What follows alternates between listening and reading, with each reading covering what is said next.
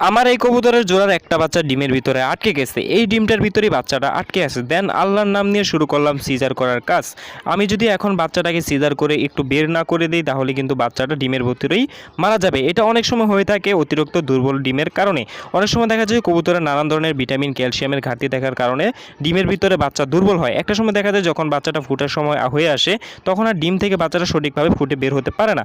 তখন আপনারা চাইলে এভাবে একটা কাঠি দিয়ে যখন দেখবেন যে হালকা একটু ফাটিয়েছে, ওই ফাটা অংশটার চারো সাইড দিয়ে এভাবে হালকা হালকা করে ধরে ধরে আলতোভাবে খোসাগুলো ছাড়িয়ে দিবেন এবং বাচ্চাটাকে বেশি অর্ধেক বের করে দিবেন। তাহলে কি হবে, বাচ্চাটার ভিতরে যেই শরীরের যে শক্তির কারণে বাচ্চাটা বের হতে পারছিল না, ডিমের ভিতরে আটকে ছিল, যখন আপনি অর্ধেকটা ডিম খোসা এভাবে ছাড়িয়ে দিবেন তখন বাচ্চাটা রিল্যাক্সে বের হতে পারবে। এখন আমি মোটামুটি অনেকটা অংশই ডিম থেকে অর্থাৎ খোসাটা আমি ফেলে দিছি। এখন আমি এই বাচ্চাটাকে ওর মার কাছে দিয়ে দিব। আশা করি বাচ্চাটা নিজে নিজে বের হয়ে যাবে।